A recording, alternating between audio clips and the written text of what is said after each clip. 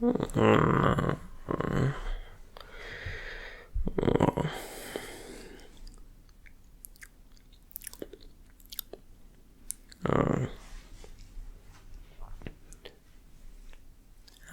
my dear students, and welcome back to class. It's been a long time since I've seen you on the technological interwebs, where we did a face-to-face Zoom call. I know since last time I have begun learning hacking computer skills, so maybe if another apocalypse happens and we have to quarantine, I won't have to get my grandson in to set up the Zoom call, but instead I will be able to do it myself. Now, you may notice that my voice is a bit different than normal, and I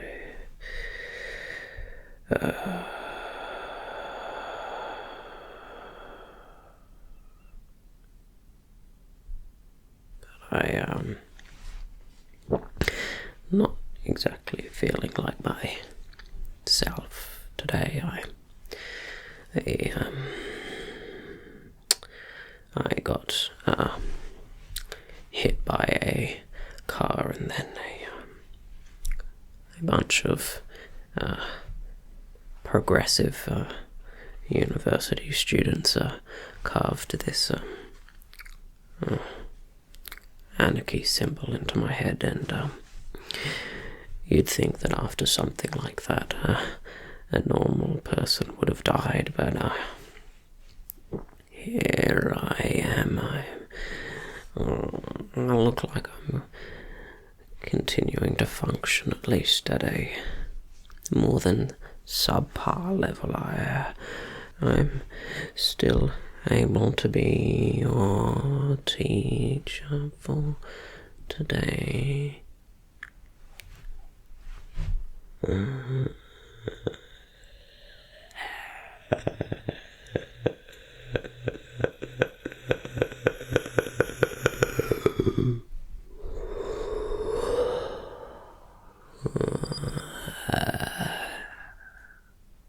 Now, today we are learning about, as you know, the most important thing in the entire world.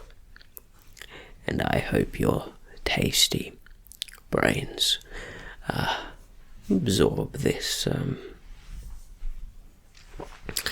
kind of flavorful knowledge. Now,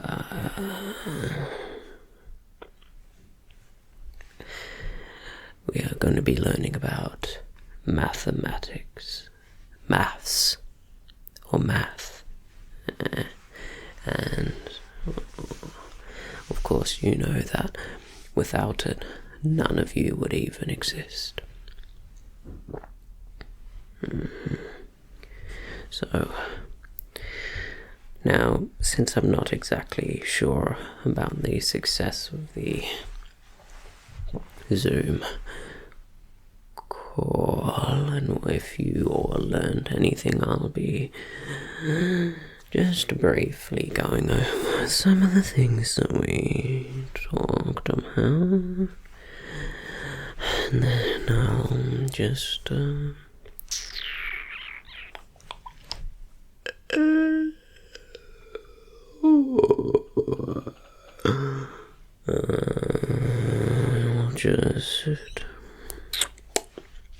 see what else I can teach you.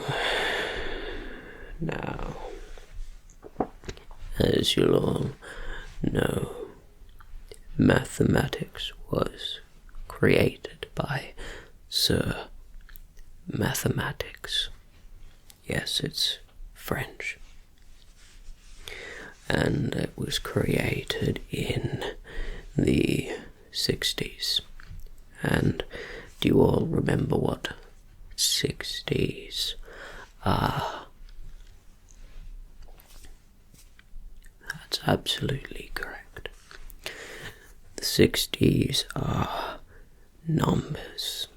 You've got 40s, 50s, 70s, and 60s, and that's about it. Now, the thing about the 60s is it could be any 60s, because it's a plural. It means it could be any of the 60s. So we don't exactly know which 60s mathematics was invented in. But it's difficult because we had to create the number, the 60s, after mathematics was already made, so you can understand the confusion. Now, what is a number? I'll give you some examples of numbers. You have 2, you have greng, and you have 13, you have 37, and you have triple. That's basically all of the numbers. Now, one of the problems with maths is that what a number is not clearly defined. Some people, some stupid humans, think that a number is a metaphorical representation of an idea of a numeric, as in how many observable things there are. Are there no observable things? Thus, 0. But the problem with this idea is that it's stupid. The real meaning of numbers was actually invented by a zombie. That's correct. I know we have a lot of stigmas about zombies, but I think you'll come to find that zombies are a little bit smarter than you think. A number is exclusively to do with a soul.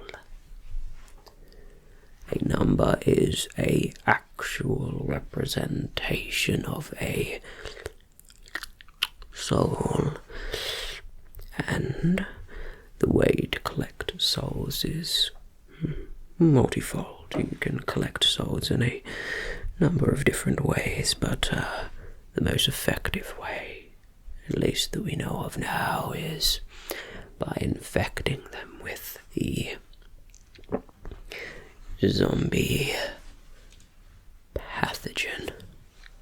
I know this is all confusing and slightly new information, but trust me, when I was doing some research and I stumbled upon a portal,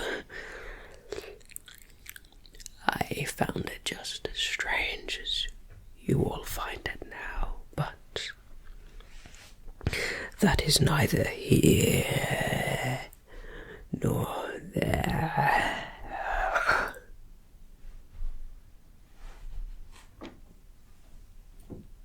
Now, I am sorry to tell you that the curriculum has changed. I know that all of you have been watching every Zoom call intently. I know that since I told you none of you have used your phones during a lecture, I know you've been writing down everything, but since I opened a specific portal, I the world has been quite different, and due to the zombie apocalypse, I'm going to have to teach you the new way of mathematics.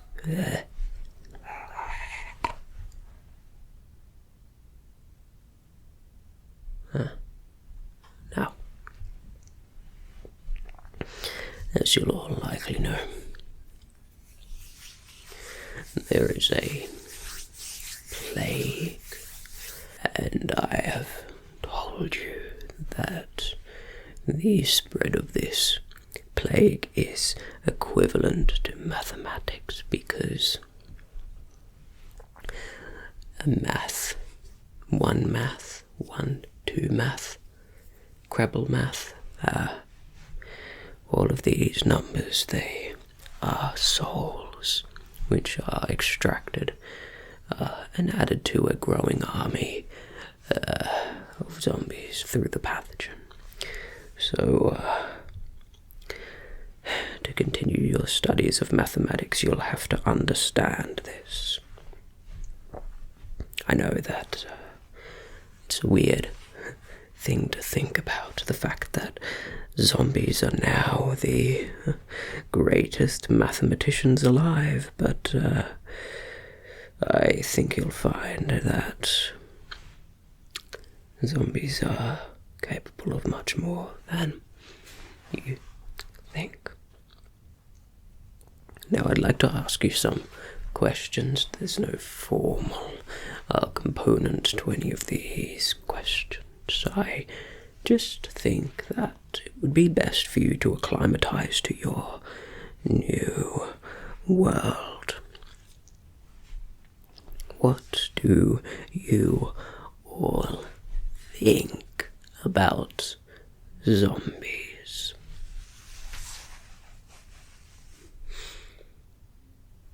Yes, you. What is it?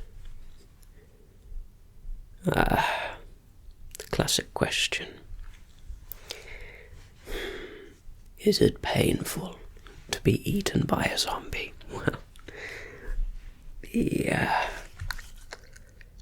apparently from the sources that I have,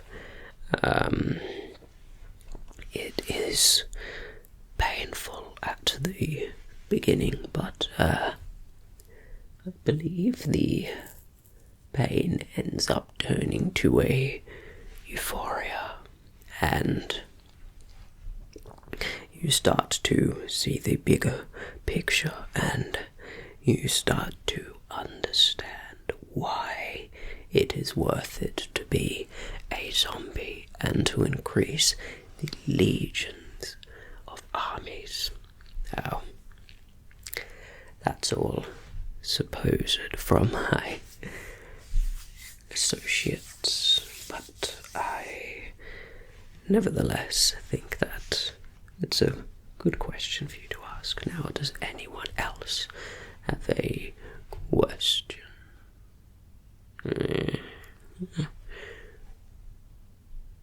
Yes. Okay. Yeah. What is it like to live as a zombie? Well, I, of course, don't have any first-hand experience with this. Of course, everyone who's infected has been told to go home, but I have heard rumours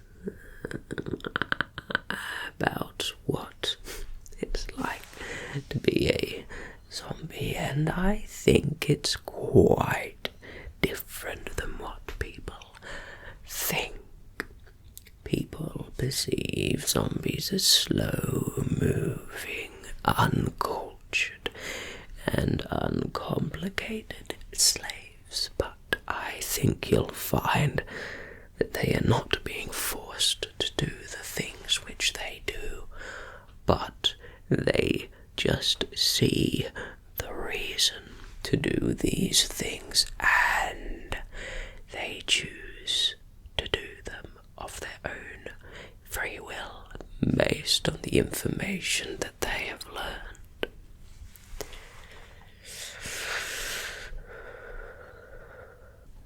Now, I've heard people ask, what exactly is this virus? Why do zombies exhibit herd-like communicative behavior where they gather in groups? Why does it seem like they have a mission or a goal? Well, I can tell you exactly that. The reason is, this pathogen is unlike what people assume. When people think about pathogens, they assume a virus, a animal kingdom virus, or they assume a plant kingdom infection, some sort of spore from a tree, or they assume some sort of local area infection virus, or some kind of perhaps behaviorally impacting virus like rabies or something of the sort, but in fact it is very different. In reality, the scientists have been looking in the completely wrong kingdom. The kingdom fungi is where the pathogen originates, and people don't understand the nature of fungi. People think that because a mushroom or a fungus looks like a plant, that indeed it is a plant. But in fact, I'll have you know that fungi are more closely related to the animal kingdom than they are to the plant kingdom.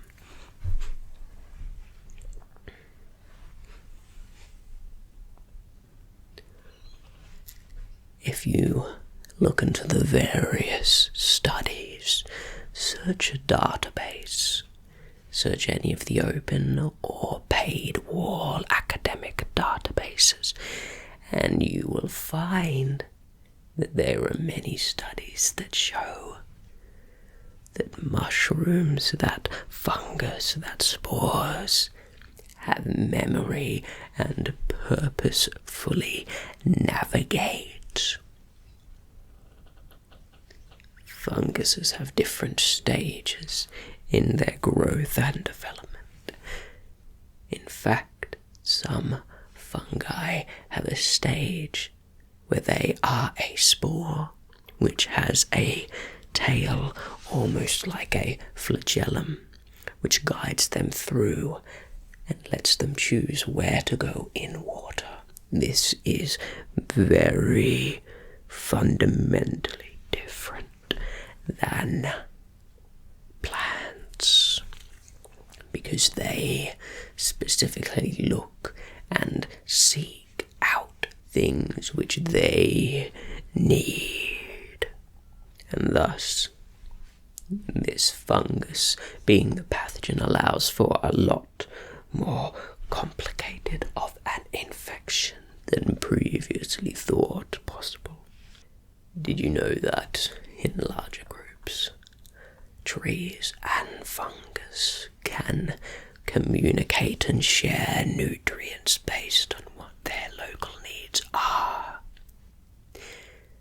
Fungus can reach out in directions and purposefully grow. One famous example of this is when scientists got one strain of fungus and gave it a maze to solve with food in the middle. And the fungus, of course, not knowing where the food was, spread throughout until it found said food. A fungus of the same strain was also kept, which didn't receive this opportunity. And then when the test was recreated, using identical mazes with the food placed in the correct same spot, the fungus which had previously done the maze did it dramatically faster than a fungus of the same strain, but which had not done the challenge before. This is very reasonable evidence of fungi having some level of memory. Fungus can communicate over very large differences via networks. And in fact, one genetic organism of fungi can spread over kilometers based on its type, and can be spreading underground and pop up above. I'm very sure what you'll find when we get our genetic studies back of this virus, that it is not multiple fungi organisms, but rather one. And these are all interlinked fungi which have one mind.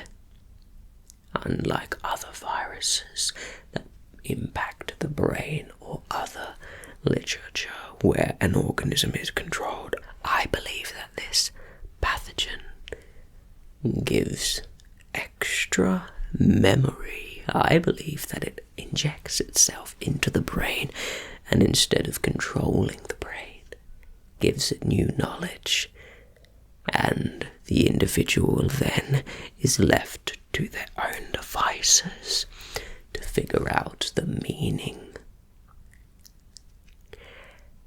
And I think those smartest among us will understand the purpose of the zombie plague when receiving this information a lot faster than others, and it is for those people who are smarter. It is their purpose to control the others in the populace and make sure they are heading in the right direction.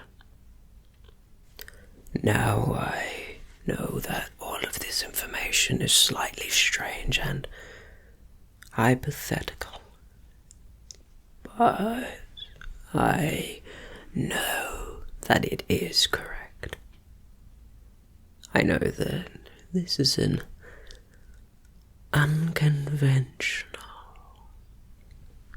math lesson, but I know that some of you are going to take from what I've taught here today and use it very well.